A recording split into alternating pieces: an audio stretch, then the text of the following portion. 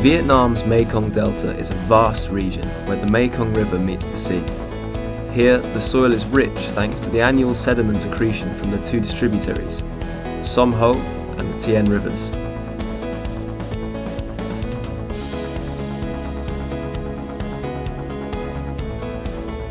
Each hamlet in the delta is home to 8 to 10 kilometres of waterways. Together they create a complex, intertwined network of rivers and canals, connecting the Mekong Delta with the surrounding areas. It is also thanks to this network that locals can travel everywhere on boats. They can pass cities, towns and villages and even enter Cambodia without getting on the mainland. That is also why boats are considered an indispensable part of the colourful life in the Mekong Delta. I'm floating on the Mekong River, which is stretched across the southwest region of Vietnam.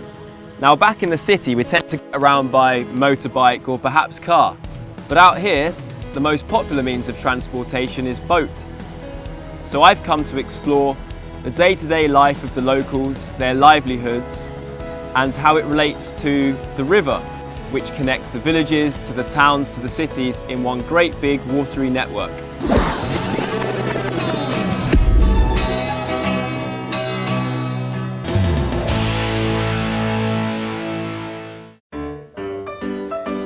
I am joining To, a resident of Tay Tuong hamlet in Cho Moi district, to purchase wood to build a boat. To is an experienced boat builder in the area, having done this job for nearly 40 years. Since the demand for boats in the Mekong Delta is huge, the locals plant a lot of Hopia odorata, or sao trees, for their timber. Sao timber is light and resists water well, so the locals use only this type of wood to build boats. Hai bon. Cái này như cái cây này là nó lớn mà nó thẳng, nó đẹp. Nếu như mình cắt, mình đóng xuồng khoảng 5m5 á, là mình cắt cái cây này là mình cắt được 3 khúc. 3 khúc là mình cưa ra dáng là mình đóng khoảng là 4 chiếc xuồng tới 5 chiếc xuồng. Và nó lớn. Em nghĩ em không thể cắt cây với cái này. Mình sẽ cắt bằng máy, nó nhanh hơn. First of all, anh To is gonna dig by the roots of the tree.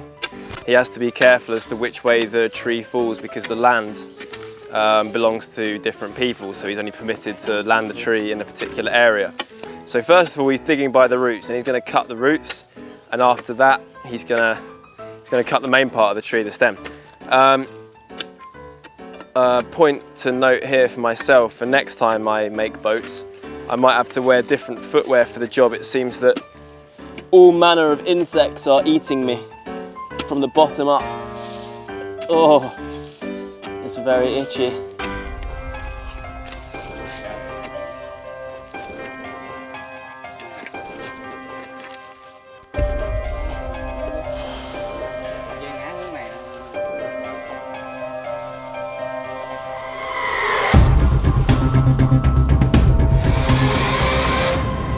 These An Giang people are professional tree climbers. I'm very jealous.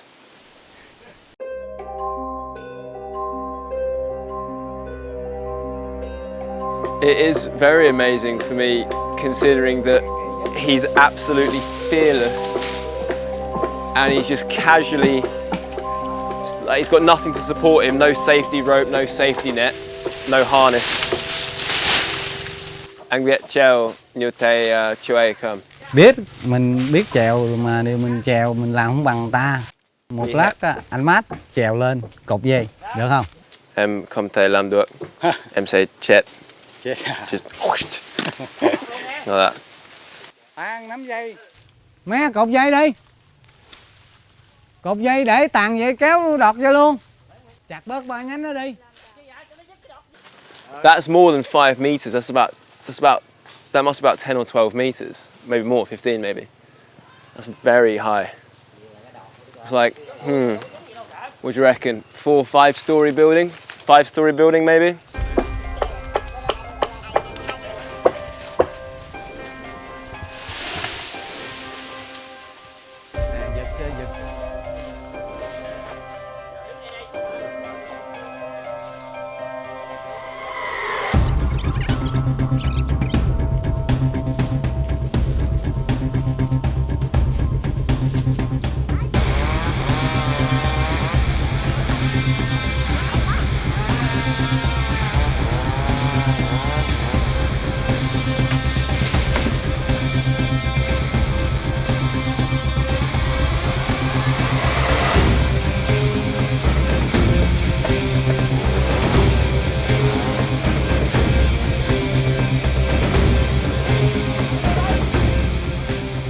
bit reluctant to get too involved there with the tree surgeons. They cut the thing down.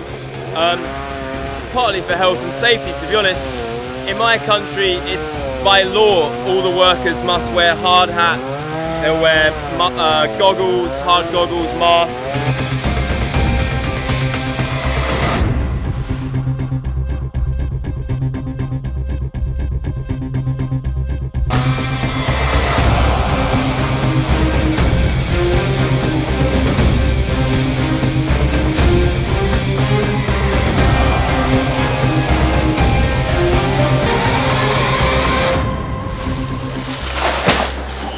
Ghê quá.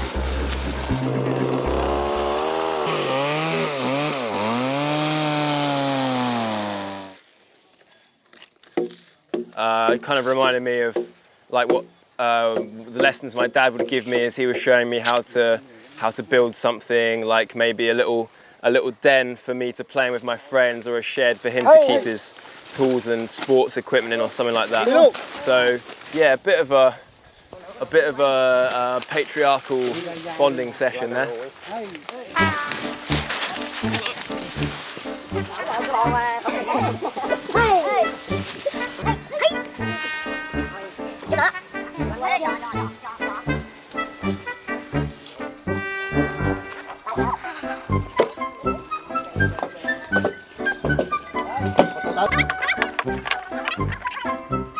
Quẹo đi.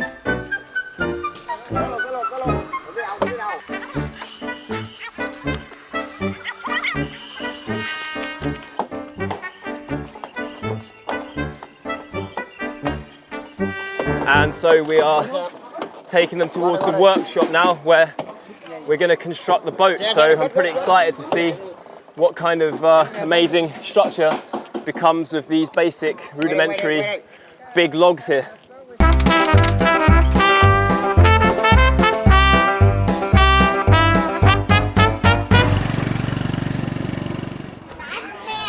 Lying peacefully in Giang Island, an area of land in the middle of the Tien River, Tay Tuong hamlet has been known for the craft of boat building since the first people settled here.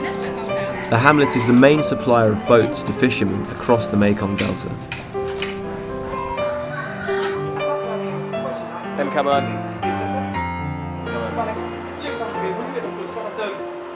Cafe. After hours of chopping wood and other hard work, I finally have a chance to put my feet up and relax, lying in the hammock and watching football. Anh thích bóng đá không? Anh biết đội nước Anh không? Ví dụ Manchester United, Chelsea. Chúng ta YouTube là đa số coi Anh nhiều, coi mấy câu lạc bộ của Anh. Life seems so peaceful and simple here, as I look on at the children playing and the friendly locals going about their day.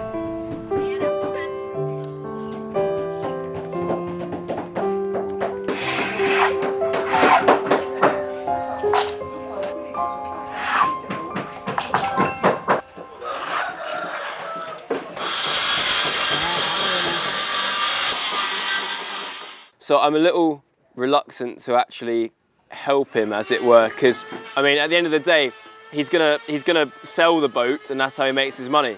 So if some stupid person like me comes along and says, "Oh, can I have a go?" and then cuts a wonky line, he can't really use that log. It was a complete waste of time. So I have to be as careful as I possibly can.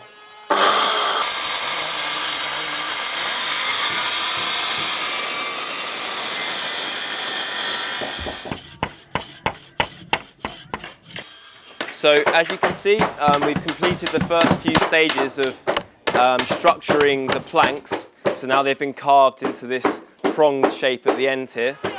So I guess we're into the finale, and Anh To is going to show me how we fit the planks together, and hopefully after a while it's going to start to look like something that will keep you from drowning in the water. It's amazing we were able to get these super thin and flexible planks of wood from the sal trees that we chopped down in the garden. The planks are heated over a fire to become more curved. That way, they can be more easily assembled into the boat's hull.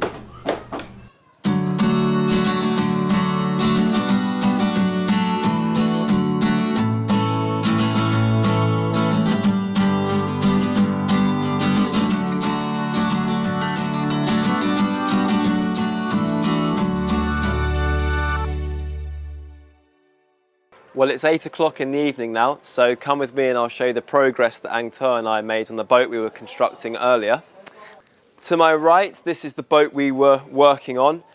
So it's not quite finished. We started about just after lunch, so that's about half a day. In fact, it takes Anh To normally a full day's work to complete a boat, but fortunately for us, here's one that he made earlier, and he's working on the final stages of it. Nè. Cầm What was he? màu đỏ. Hold on.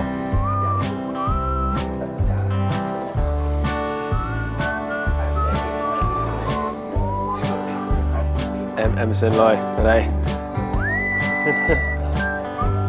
Spilt some red paint on his white line. I bet he's not happy about that, but he's doing his best to smile. He must be so angry. He's gonna have to wait for it to dry and then paint over it.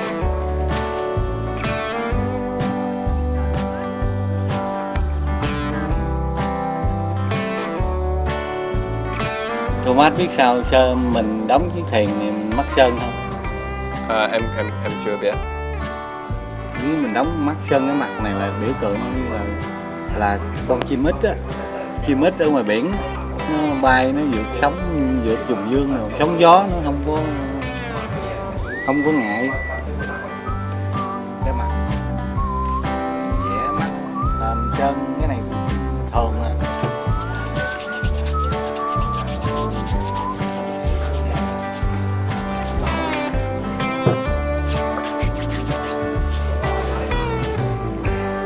So right now, I am painting what, when it's finished, is going to be the eyes of the boat.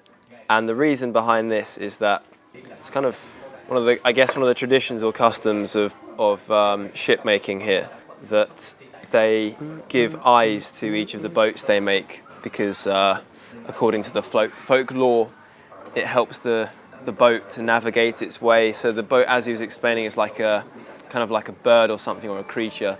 In fact, it can be described as a monster. So they make the eyes very scary to ward off the creatures that live inside the river.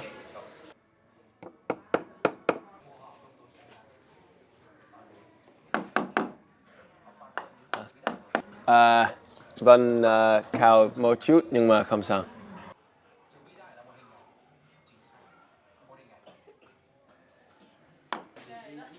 Xong rồi.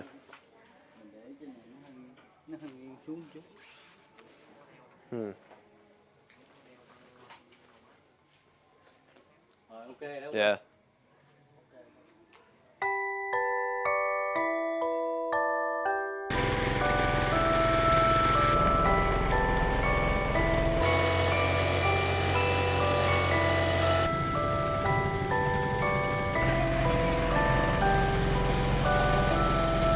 Like the Mekong River itself, boats are an integral part of life in the Mekong Delta. The boats are not only a means of transport, but also have a great cultural significance. Boats have conveyed the people of the Mekong Delta since the first days of human settlement. They have played an important role throughout the history of humanity and our coexistence with nature. In a life surrounded by rivers and canals, the people of the Mekong Delta always come up with new ideas. Besides building boats for regular travel purposes, they also create specialised vessels for farming, catching and transporting fish. Elderly locals often tell the story of a fisherman from Mỹ Luang commune in An Giang who invented the fishing boat that people use today. He devised his new design because he wanted to keep the fish fresh until he got to the market and demand a higher price for the catch. Arriving in Tinh Bien district, I meet Hai, someone who has years of experience converting normal boats into fishing boats. That's exactly what he'll do today. He will show me how to transform a simple wooden vessel into a fearsome trawler.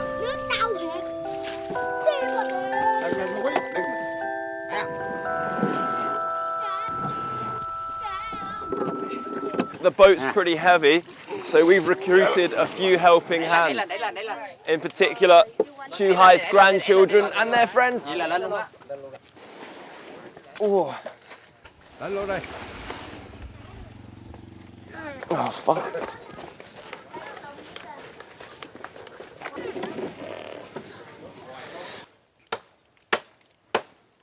But first, we have to fetch some bamboo to prepare for some other side tasks.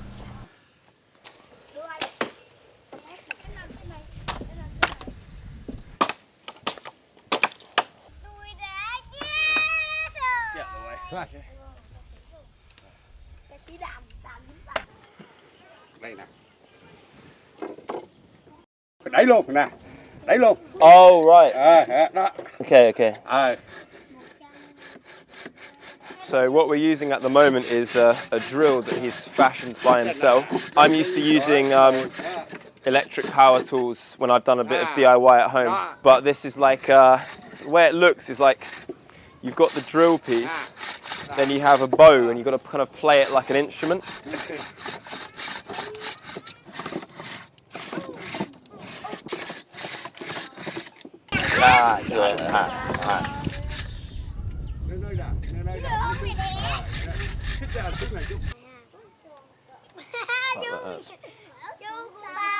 Yeah, it does. Yeah, it burns.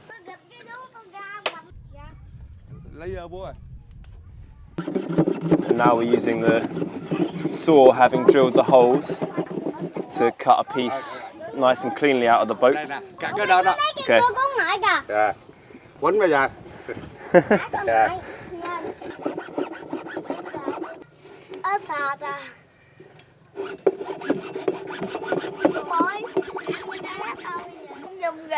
Ow.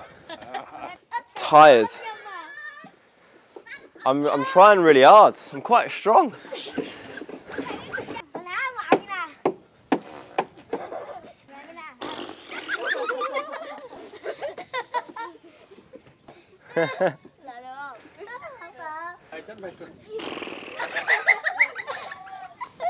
So as Chu Hai has just explained to me, the reason why we are cutting these smaller pieces of bamboo is kind of in a way to use them as bars that are going to go alongside the hole that's been notched out, like a little fish prison, so the fish cannot swim away through the hole through which the water will seep in.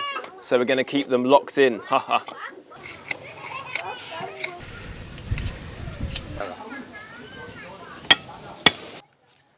Okay, so here it is. This is the final product that we've been labouring over for the last hour or so. And these are the bars that are going to keep the fish here in the prison. And as you can see, maybe this is not going to be the safest jail to keep the fish in. There might be a bit of a break for them. They might escape, and he's going to lose out on some money if that happens. But I guess he's going to have to fix this problem and move on to the next stage. Next step, there are two broader pieces of bamboo that are flat, and they are now being nailed across the smaller bamboo pieces perpendicular to them. So we are nearly completed the jail, the fish jail.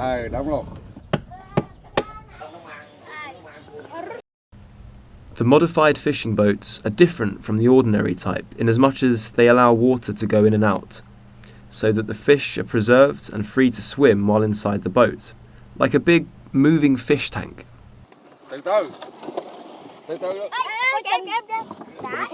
Xuống luôn Phương ơi.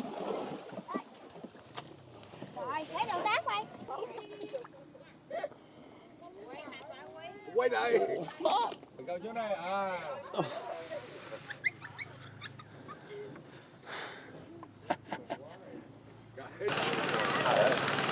Cao đâu? Cần cái xô mà làm nhà gì?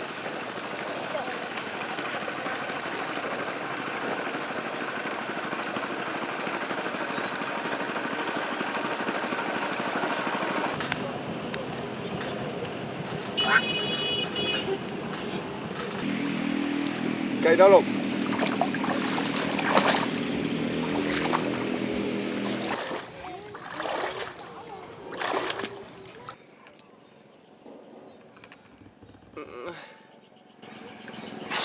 Khó quá.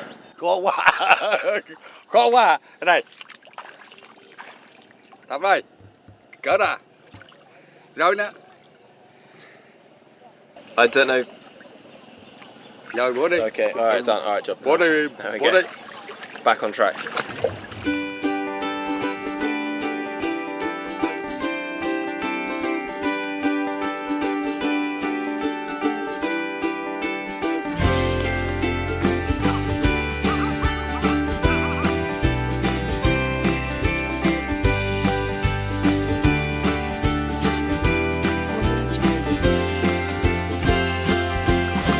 Now we're just straightening the net out a bit. Just need to straighten the net out to make sure that there's a surface area available to actually capture the fish. Some sure. Đây nè.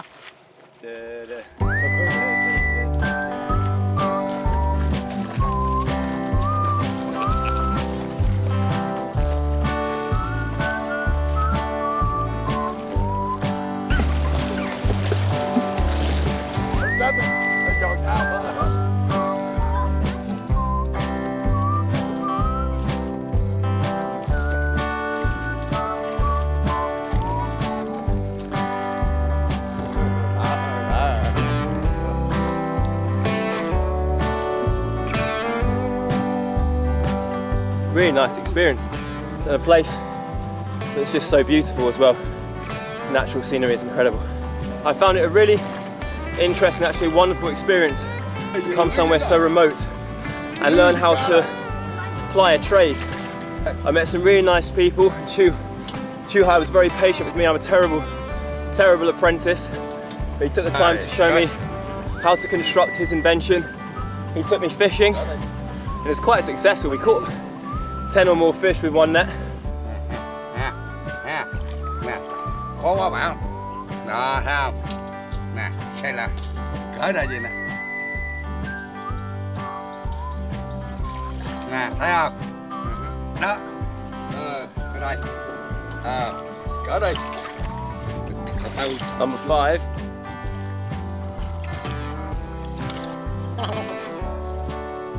I'm very Được surprised chưa? that we've caught There you so go. many Đây.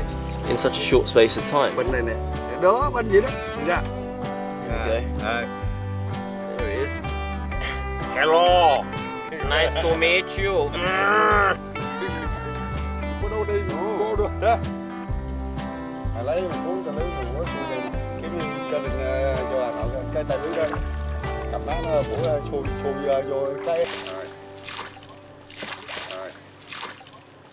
And now we're going to put them inside Xuống từ con ạ. Chuhai's invention, which is to have this compartment containing water which keeps the fish alive, and so he can sell live fish at the market, Rồi hả? and in so doing increase their market value.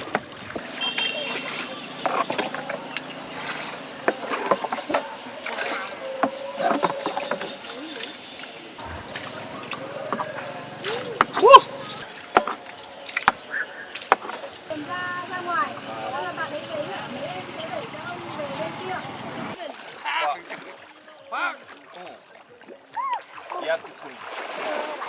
Vietnamese children are very playful, very fun, and that's exactly the same in the countryside.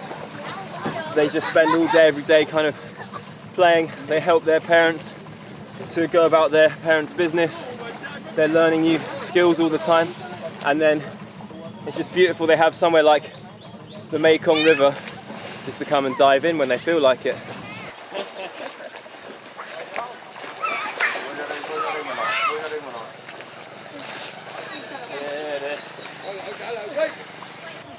So that concludes my trip to the Van Zyl commune, where I've kind of done an apprenticeship in fishing.